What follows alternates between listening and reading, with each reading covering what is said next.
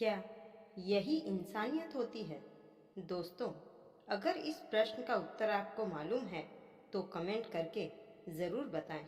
मेरे ख्याल से तो किसी का दुख समझना, कोई परेशानी में है तो उसकी मदद करना, और अगर किसी को ज़रूरत है और सामर्थ्य है तो निसंकोच और बिना किसी क्रेडिट के साथ देना, यही इंसानियत है।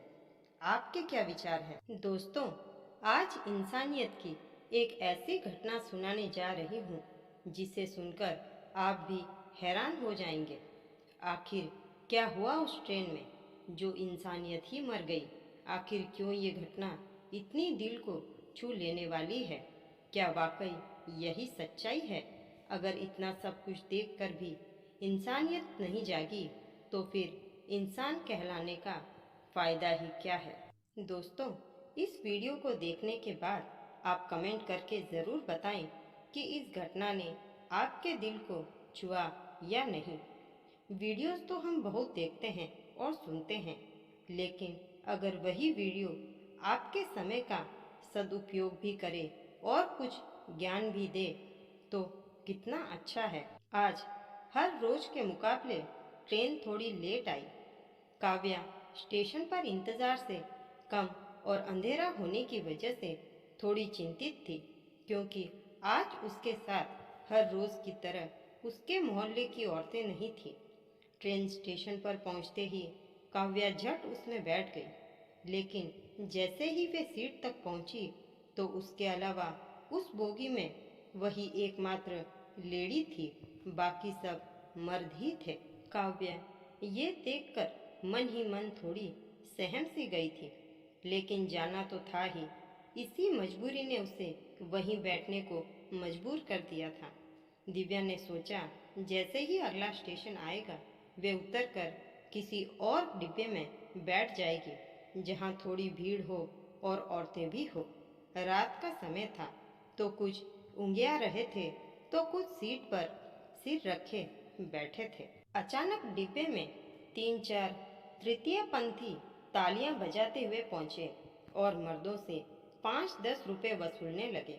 कुछ ने चुपचाप दे दिए और कुछ उन्नींदे से बड़बड़ाने लगे, क्या मौसी, रात को तो छोड़ दिया करो, अभी ये कौन सा टाइम है हफ्ता वसूलने का।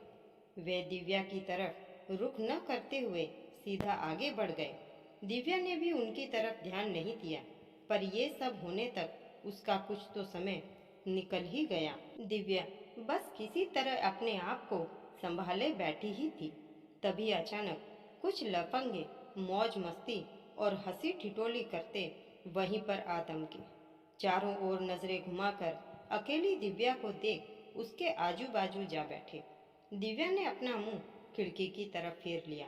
ये देखकर मनचलों ने गंदे कमेंट्स पास करने शुरू कर दिए। अकेली क्यों बैठी हो, यहाँ हमारे पास आकर बैठो। एक ने तो हद ही कर दी, दिव्या का हाथ पकड़कर उसे जोर जबरदस्ती करने लगा। ये देखकर बाकी के मनचले तालियां बजाते हुए ठहाके मारकर हंसने लगे। दिव्या सीट से उठ खड़ी हुई और ऊंची आवाज में बोली, ये क्या बदतमीजी है, उठो यहाँ से और कहीं और जाकर बैठो, नहीं तो मैं पुलिस को बुला दूंगी। एक मनचले ने कहा, पुलिस क्या करेगी, हम हैं ना। डिब्बे में बैठे अन्य पुरुष अब भी एलिस के वंडरलैंड में विचरण कर रहे थे। उन्हें इस बात से कोई फर्क नहीं पड़ रहा था। दिव्या ने उन सभी से मदद मांगी, लेकिन मजाल है कि कोई भी उसकी तरफ ध्यान दे। कोई कुछ नहीं बोल रहा है। ये देखकर उन बदमाशों की हिम्मत दुगनी हो गई थी, और इसी हिम्मत की वजह से उन बदमाशों ने शर्म की हद पार करते हुए शब्दों की सीमा ही लांघने लगे। ज्यादा हो हल्ला सुनकर तृतीय पंथी लोग वहां आ गए और शोर शराबे का कारण पूछने लगे। मनचलों ने कहा, अरे मौसी, आपने क्यों तकलीफ की यहाँ आने की, हम तो बस टाइम पास कर रहे हैं। झट सहमी हुई दिव्या बोल पड़ी, हाँ सही कह रहे हैं ये लोग, किसी की इज्जत उछालना इन जैसों के लिए तो टाइम पास ही होगा ना। इतना सुनते ही तृतीय पंथी वालों ने कहा, अच्छा तो ये बच्चे टाइम पास चाहते हैं तो इसमें कौन सी बड़ी बात है बहन, तुम यहाँ आकर आराम से बैठो, हम इनका टाइम पास करते हैं।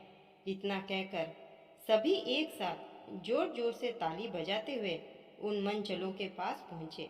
ये देखकर मनचले वहाँ से जाने लगे, लेकिन एक तृतीय पंथी ने कहा, क्यों बाबू, कहाँ जा रहे हो इतना जल्दी? अभी स्टेशन बहुत दूर है। तुम लोगों को टाइम पास करना है ना, तो आओ हमारे पास, हम करते हैं तुम्हारा टाइम पास। एक अकेली लड़की को क्या परेशान करते हो? उन सब ने ताली बजाते और उन बदमाशों की भाषा में ही उनको समझाना शुरू किया। तो बदमाशों का तो पसीना ही छूट गया।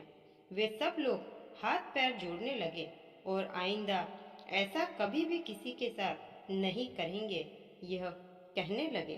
तृतीय पंथी वालों ने उन बदमाशों की एक ना सुनी। ऐसी बुरी हालत हुई उनकी कि चलती ट्रेन से ही वे एक एक निकल कर कूद गए। उनको जाता देख दिव्या ने चैन की सांस ली और हाथ जोड़कर तृतीय पंथी वालों के पैर पकड़कर उनको धन्यवाद देने लगे। दिव्या की ऐसी दयनीय हालत देखकर उन लोगों ने उसे सांत्वना दी और वापस सीट पर बैठाते हुए कहा, घबराओ नहीं बहन, आराम से बैठ जाओ, अब हम तुम्हारे साथ ही हैं। जब तुम अपने स्टेशन पर पहुंच जाओगी और तुम्हें कोई लेने आ जाएगा, तब ही हम जाएंगे। दिव्या उनकी बात सुनकर निडर होकर बैठ गई, लेकिन पास बैठे हुए बाकी पुरुषों की तरफ देखकर तृतीय पंथी ने कहा, वाह, क्या काम किया है आप लोगों ने। आज तो आप लोग इंसान भी कहलाने लायक नहीं बचे।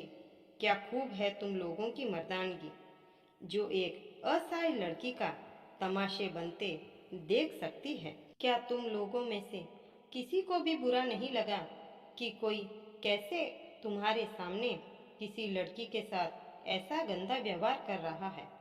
क्यों किसी को भी इस लड़की को देख अपनी माँ, बेटी या पत्नी का ख्याल नहीं आया? एक बार भी अपने इंसान होने पर शर्म नहीं आई? कैसे लोग हो आप? किस मिट्टी के बने हो? कहाँ गई तुम्हारी इंसानियत?